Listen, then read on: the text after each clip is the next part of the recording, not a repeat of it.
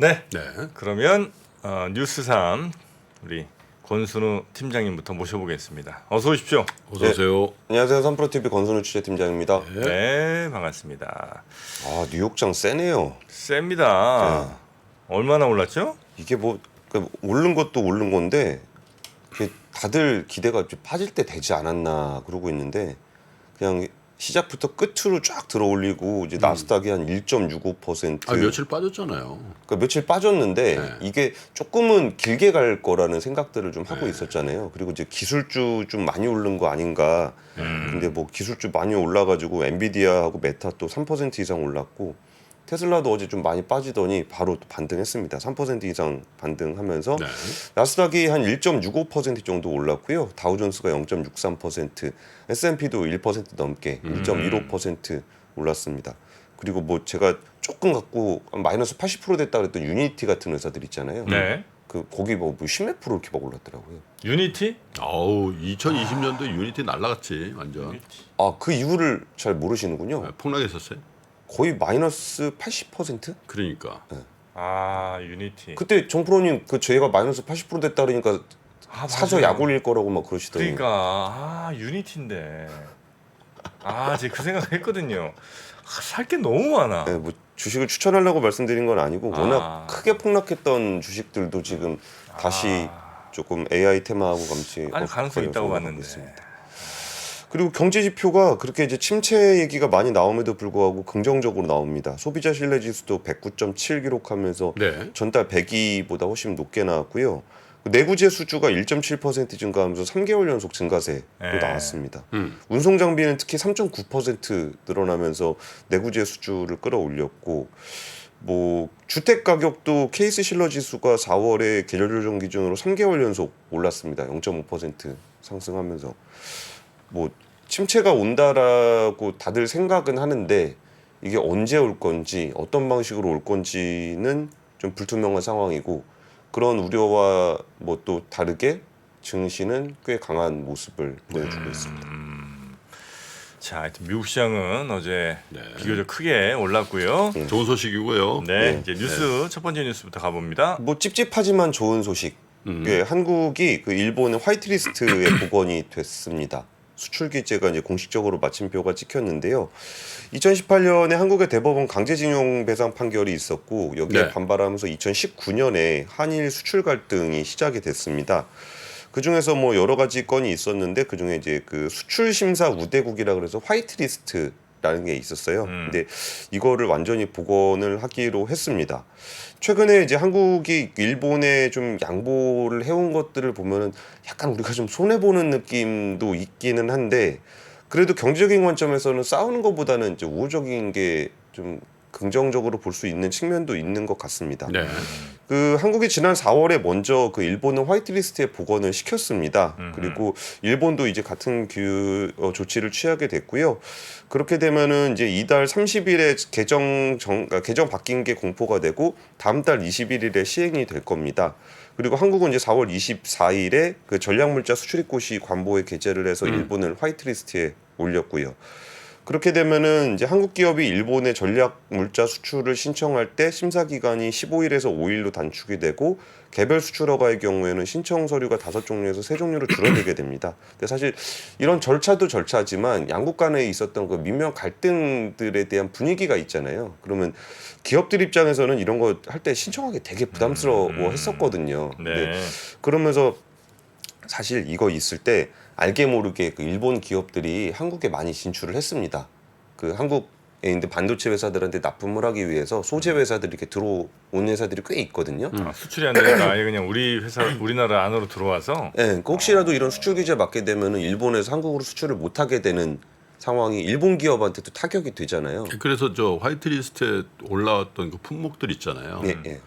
그것들이 그 수급이 문제가 돼서 반도체라든지 이런 데 생산에 차질을 빚었었나요? 없었죠. 그 무슨 의미가 있죠? 화가 났다. 그런 의미가 있었죠. 그래서 우리 기업들 그 삼성전자 가서 SK 하이닉 가서 테스트하게 해주고 뭐 그래서 뭐 이거 키워야 된다 막 했었잖아요 그때. 그 그 효과는 있습니다. 그 성과가 좀 있었나요? 그 효과는 다양한 방식으로 있었는데 사실 반도체 핵심 소재의 경우 수출 규제로 인한 타격은 좀 줄었고 불화수소 같은 경우는 이제 일본에 대한 의존도가 좀 낮아지면서 포트폴리오가 공급망이 좀 다변화된 측면이 좀 있고요. 예. 근데 그게 중국에 대한 의존도는 조금 높아졌습니다. 과거에는 일본 의존도가 좀 높았었는데 이제 중국 의존도가 조금 더 비중이 높아진 측면이 하나 있고 그때 그 폴리이미드 같은 경우 그러니까 폴더블 폰 접는 거 예. 이거 뭐 불화 폴리이미드 이거 그게 너무 많이 이렇게 하지 마시고요. 예. 돈 달라는 거 같은가요? 슈퍼챗. 그러니까 그거 달라는 것 같아요. 과거에는 얇은 필름으로 이렇게 했었다가 그 얇은 유리로 하는 걸로 바꿨어요. 예. 우리가 국내 기술로 바꿨고요.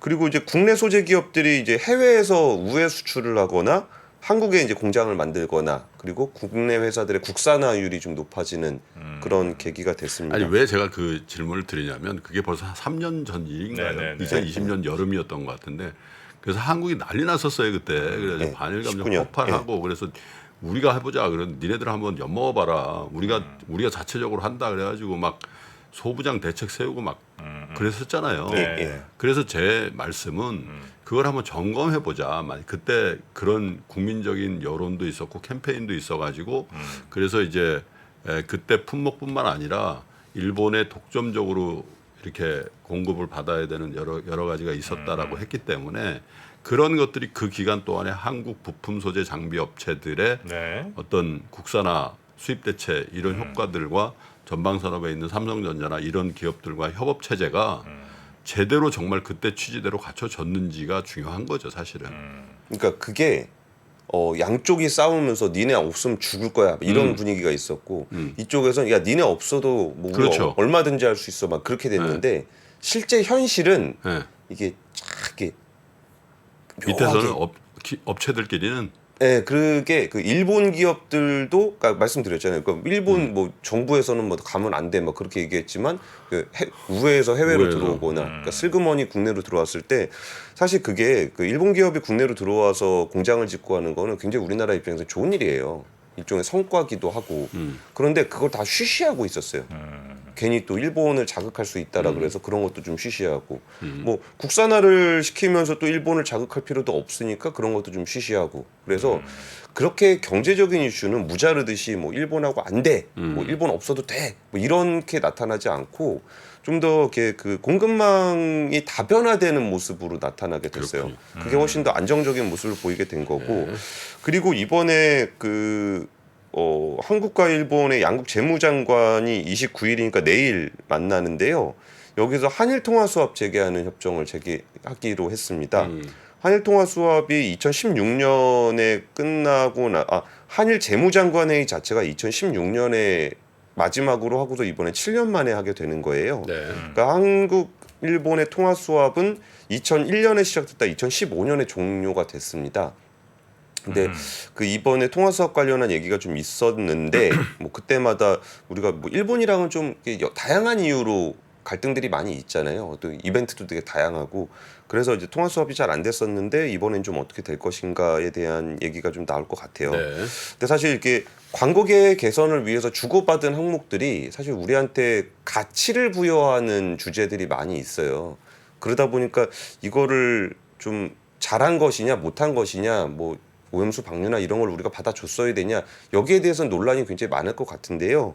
뭐 그것은 그거대로 또 논쟁이 필요하겠지만 이번에 그 한일 관계 개선으로 인해서 이제 경제적으로 산업적으로 미치는 효과에 대해서는 조금 더 이렇게 면밀히 따져 보시는 것도 필요하지 않을까 싶습니다. 뭐 그 핵심 소재 국산화율이 아직 그렇게 뭐 많이 높아지지는 않은 모양인데 원래 목표했던 것보다는 그렇게 뭐 성과가 막 나오진 않은 것 같은. 그런 게 뭐 단기간에 2, 3년 만에 되지는 않겠죠.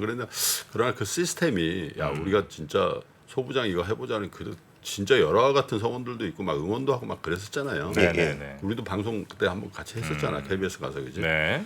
그런 것들에 대한 분위기가 이런 노력 이런 것들과 관계없이 좀 지속됐으면 얼마나 좋을까.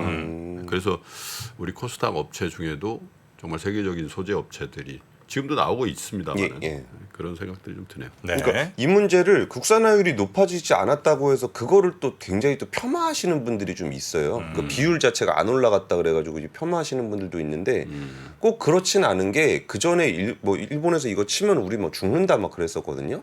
근데 그런 부분들이 비율 자체가 높아지지 않았다고 하더라도 이렇게 다양한 루트로 포트폴리오가 다변화가 되면은 다음부터 그거 끊어봐야 효과 없다는 걸 확실하게 보여주는 효과가 있어요. 예. 그리고 이제 그거에 대해서 소부장들하고의 협력 관계들도 많이 강해진 게 있어서 국산화율의 그 수출입 통계에 나오는 그 비율 숫자만 가지고 보시면 그러니까 안 돼요. 네네네. 그러니까 실제로 그 산업 현장으로 이렇게 마이크로하게 따져 보시면은 실질적인 변화는 있었습니다. 네.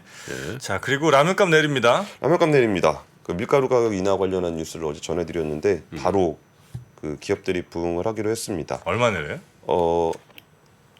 새우깡 100원, 신라면 50원. 그러니까 이게 우리가 밀가루 가격 떨어지는 건 0.6% 말씀을 좀 드렸었잖아요. 네네. 그러면은 3원 60전. 예. 근데 그런 식으로 하면 욕 먹죠. 음. 그러니까 숫자가 이렇게 딱 떨어지는 거. 그러니까 1,000원에 판매되는 생각보다 많이 내리네. 예? 많이 내려요. 100원이면 그래도 꽤 내리는 것 같은데 지금 새우깡이 한 1,500원. 1,500원이에요? 소강이 1,500원이에요? 조금 세네.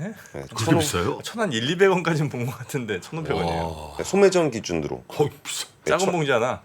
예, 1,000원에 비싸네. 판매되는 신라면 한 봉지 가격에 1,000원짜리에 50원, 오. 1,500원인 새우깡 가격은 100원 이렇게 낮아지게 됩니다. 색강이 1,500원이야. 예전에 그 뭐죠? 그 노래방 새우깡 같은 거 큰 거 있잖아요. 독영, 이만한 거. 독영. 네, 그거 약간 맛이 좀 떨어졌지.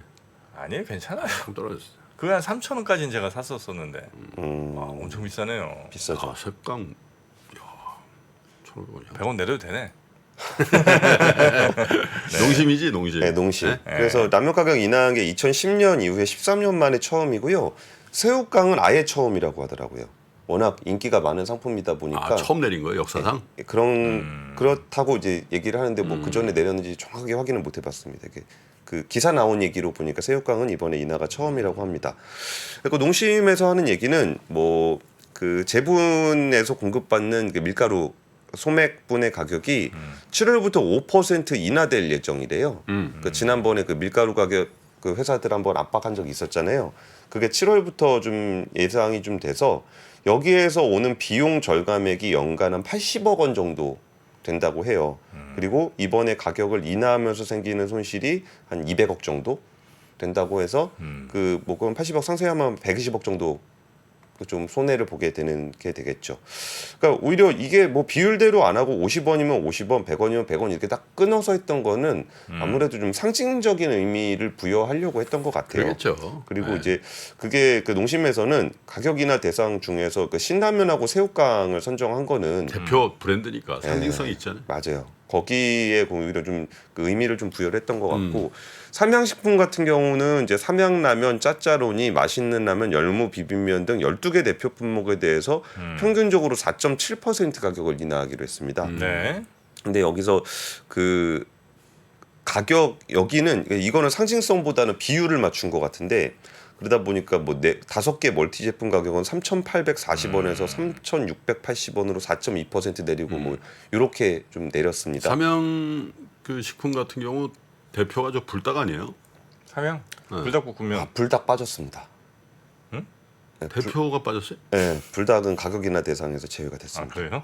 근데 이것도 좀 뭐 명분이 될 수는 있을 것 같은 게 이게 수출 비중이 불닭이 되게 높아요. 높죠. 예. 그 동남아시아나 이런 데서 굉장히 많이 네네네. 팔리는데 그러다 보니까 이제 국내 가격하고 해외 가격을 좀 맞춰서 운영을 좀 해야 된다고 해요. 다르게 하면 안 돼요. 아 그러면 또 저거 하나 저기 저 화장품 저거 사가듯이 박스대기로 여기서 사가나? 아, 그럴 수도 있겠네요. 그 정도는 안 될 것 같은데. 그쪽도 부피가 단가가- 너무 커서 가격 대비 이거 좀안 될 것 김치 프리미엄이야? 근데 저는 이런 얘기 나온다는 것 자체가 너무 좋아요. 그러니까. 이게 아니, 인하도 인하고 우리나라 라면 회사도 이제 해외 시장을 고민해야 될 정도로 해외 매출 비중이 높아졌다라는 것도 좀 의미가 있는 것 같고요. 오뚜기가 진라면을 비롯해서 하는데 이제 7월 중에 라면 가격 인하 검토하고 있고 팔도도 검토를 할 거라고 해요. 그래서 근데 어제 팔도 비빔면? 예, 팔도 비빔면. 비빔면 또 못 참지. 그렇죠. 근데 비빔면은 그 용량을 조금만 늘려줬으면 좋겠어요. 아, 맞아. 너무 맞죠. 적어. 맞아. 예. 비빔면 진짜 하나는 안 돼. 비빔면 남자 기준 하나 먹으면 화나. 예, 근데 이건 2개 먹으면 또 많아요. 조금 많고. 예. 비빔면 한 20초만 먹어. 아, 비빔면. 아 오늘 또 도전하시는 겁니까? 비빔면 20초예요. 아 근데 이 팔도 비빔면에 진짜 초롱성 같은 거 이제 삼양 농심 막 도전을 엄청 하거든. 예. 안 되대. 그 맛이 안 있나요? 희한하더라.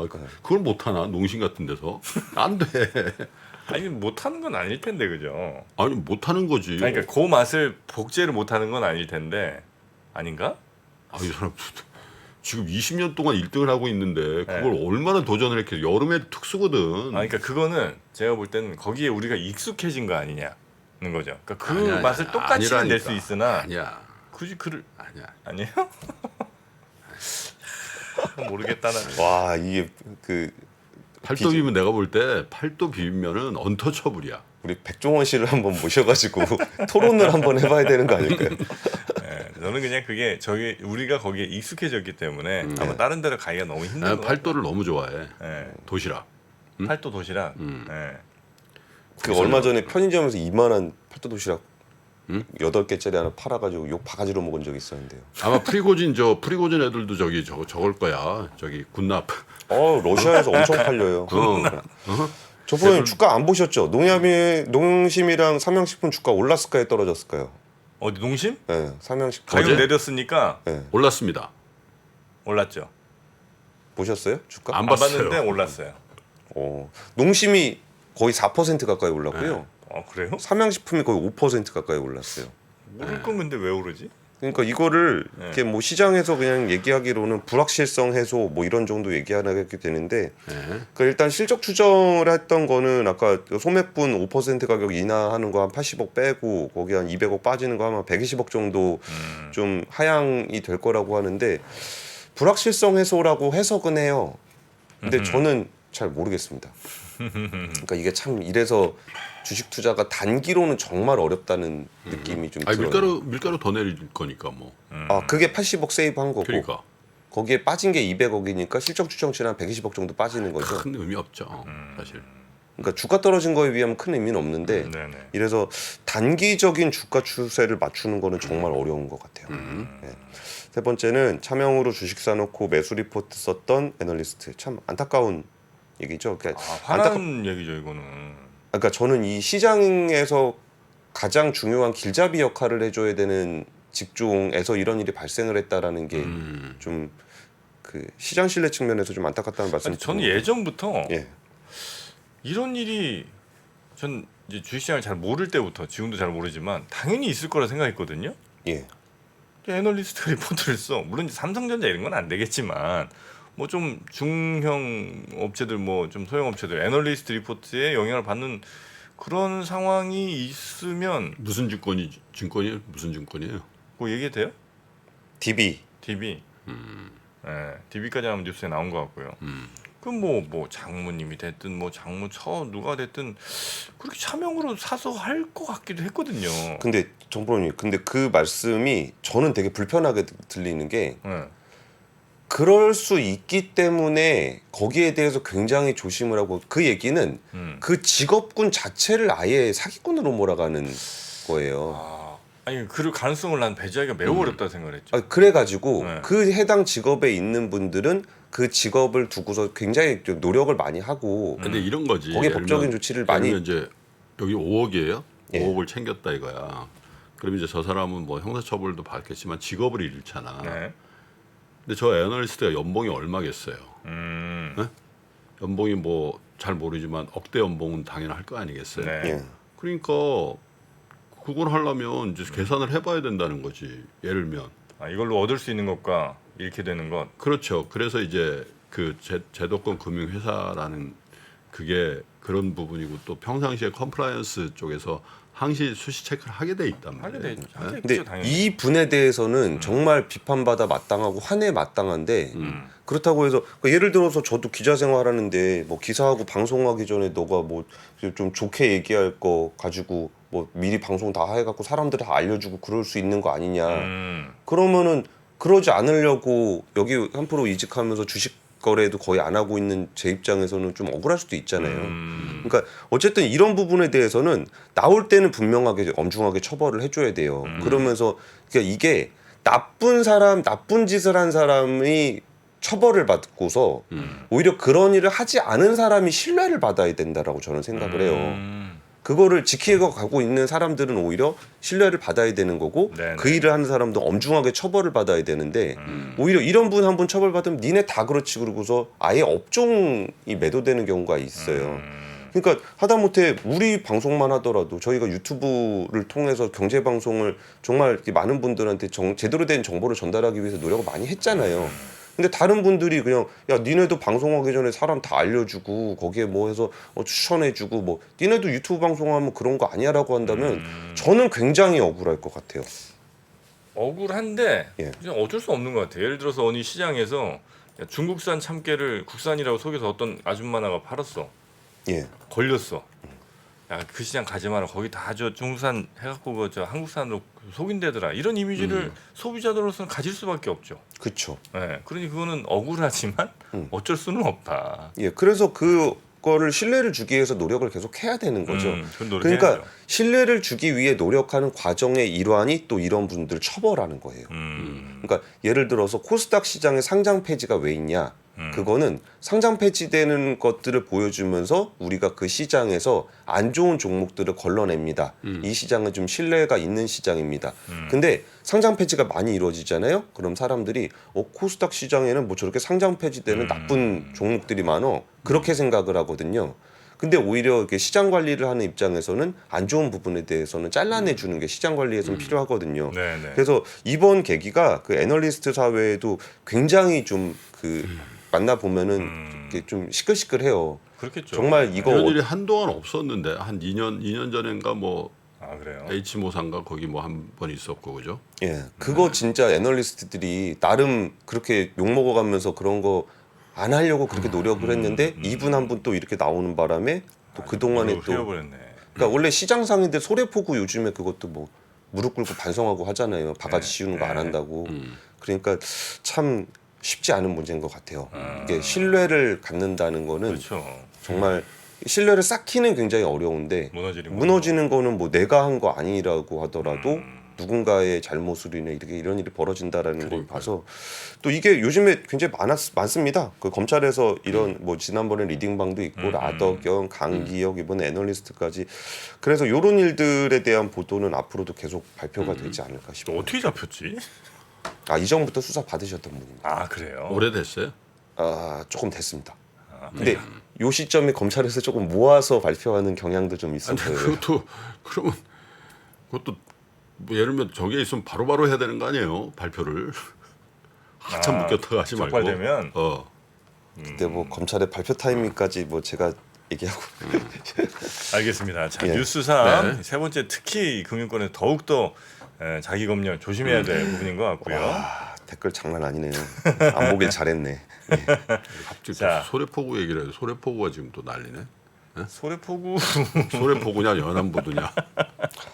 예, 소래포구 예전에도 뭐 그렇게 했다가 또 여러 차례 좀 그래서 반복이 우리가 된 또 게 있죠. 인천 한번 가기는 가지. 정프로하고 저하고. 인천이? 저요? 몰라? 네네. 7월 달에. 네네네. 시간이 흘러도 변하지 않는 여러 가지 원칙과 사고 체계는 존재하거든요. 대가들의 사고 체계, 투자 기법이 아니라 생각의 방법. 그런 거를 분해를 해서 재구성을 해서 하나의 어떤 틀로 조합을 하는 과정이 필요한 것 같다. 라쿤 자산운용 홍진채 대표의 거인의 어깨 19년간 초과 수익을 달성한 그가 어떻게 주식 대가들의 투자법을 활용했는지 이 책에서 최초로 공개합니다. 대가들의 검증된 투자법을 여러분의 눈으로 직접 확인하시죠.